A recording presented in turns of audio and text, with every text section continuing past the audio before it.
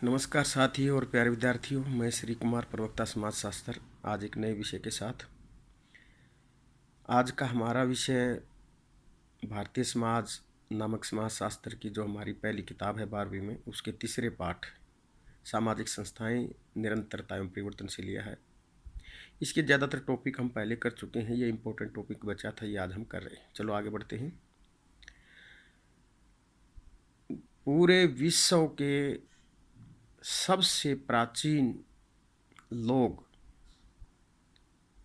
जिन्हें हम सिंपल भाषा में आदिवासी भी कह देते हैं, आजकल इनको जनजाति कहा जाता है, अंग्रेजी में इनको शेड्यूल्ड ट्राइब का नाम दिया गया है भारत में। ये वो लोग हैं जो हमारे उपमहाद्वीप के भी सबसे प्राचीन निवासी हैं। इनकी कोई सामान्य परिभाषा ऐसी नहीं है कि जिससे बिल्कुल स्पष्ट हो जाए। ज़्यादातर इनको नकारात्मक चीज़ों से प्रदर्शित किया जाता है, जैसे ये क्या नहीं। जैसे भारत के संदर्भ में अगर देखें तो वे लोग जो दूर जंगलों में सभ्यता से दूर, जो हिंदू नहीं हैं, जो किसी दूसरे धर्म का पालन भी नहीं करते हैं, जिनमें जाति पाति भी नहीं पाई जाती है, जिनका अपना कोई धार्मिक लिखित ग्रंथ नहीं है या किसी महाग्रंथ में इनके लिए कोई विशेष उल्लेख नहीं है, यानी वो चीज़ें जो बाकी के समाज के ऊपर लागू होती हैं वो इन पर लागू नहीं होती। गुरिये ने इनको पिछड़े हिंदू माना है, लेकिन ज़्यादातर सोशोलॉजिस्ट का मानना है कि जनजातीय लोगों का कोई धर्म है ही नहीं। ये अपने में मगन, ना ये किसान हैं पारंपरिक तौर पर, ना इनमें एजुकेशन है। एजुकेशन से मेरा मतलब पारंपरिक एजुकेशन नहीं, जो आधुनिक एजुकेशन से मेरा मतलब है। ये लोग अपने आप को, अलग अलग जनजातियों के लोग अपने आप को किसी न किसी एक पूर्वज से जुड़ा मानते हैं। इनका अपना एक टोटम होता है जिसकी ये पूजा पाठ करते हैं। यही इनके धर्म का सिंपल स्वरूप है। ये इनका अगर हम वर्गीकरण करें तो दो आधारों पर हम इनका वर्गीकरण कर सकते हैं। हालांकि 532 के करीब भारत में जनजातीय लोग जनजातियाँ पाई जाती हैं, लेकिन अगर इन्हें हम एक वर्गीकरण में ढालें तो दो आधारों पर हम इनका वर्गीकरण कर सकते हैं। एक इनके स्थायी विशेषांक, दूसरा अर्जित विशेषक। स्थायी विशेषक में ये कहाँ रहते हैं, यानी इनका क्षेत्र कौन सा है, इनकी शकल यानी नस्ल यानी रेस कौन सी है, ये कौन सी भाषा बोलते हैं, ये चीज़ें इनकी स्थायी विशेषक है। ज़्यादातर भारत में अगर हम देखें तो 85% आबादी आदिवासियों की मध्य भारत में, गुजरात से लेकर मध्य प्रदेश, छत्तीसगढ़, झारखंड, पश्चिमी बंगाल, उड़ीसा इत्यादि में पाई जाती है। आंध्र प्रदेश के कुछ भागों में पाई जाती है। 11% आबादी इनकी पूर्वोत्तर यानी मिजोरम, मेघालय, नागालैंड, मणिपुर, त्रिपुरा, अरुणाचल प्रदेश में पाई जाती है।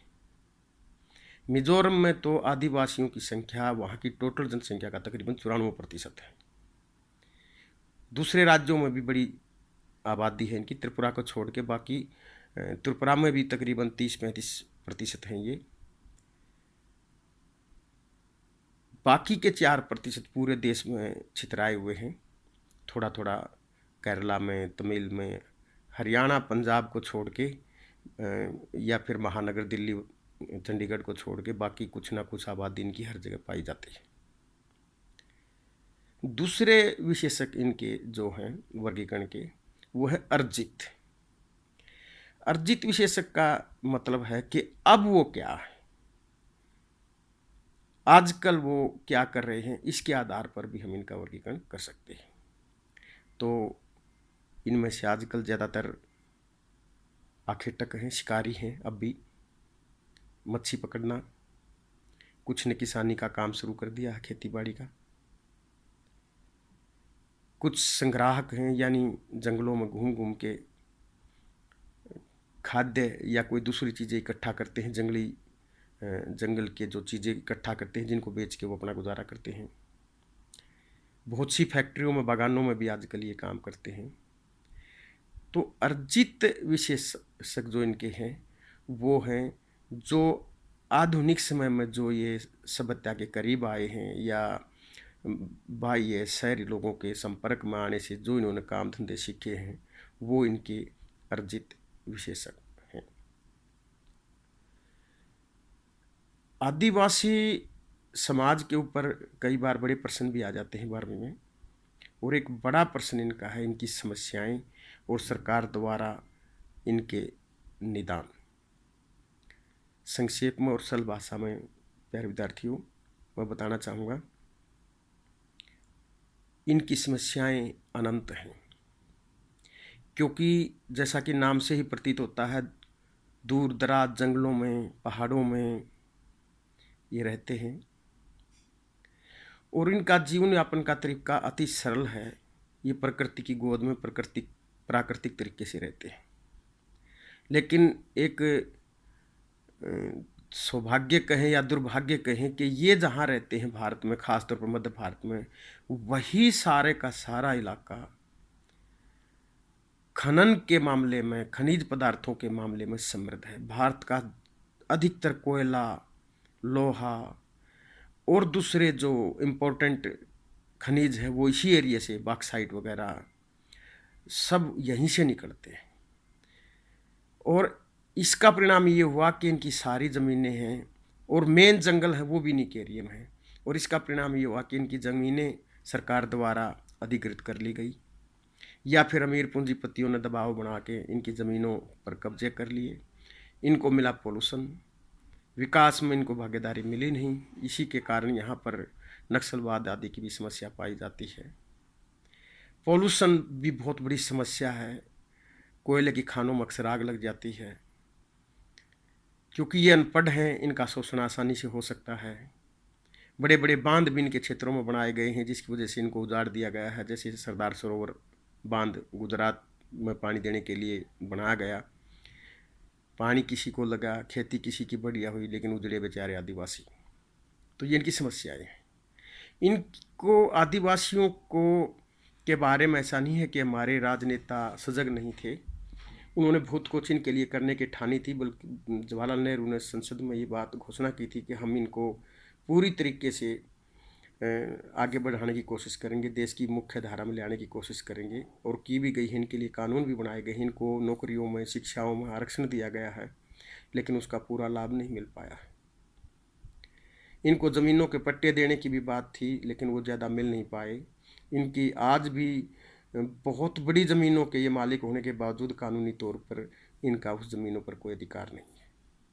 स्वास्थ्य सेवाएं फैलाने का सरकार ने प्रयास किया है, स्कूल खोलने का प्रयास किया गया है, नौकरियों का तो मैं कह ही चुका हूँ। तो ये सारी चीज़ें आदिवासी लोगों के लिए की जा रही हैं।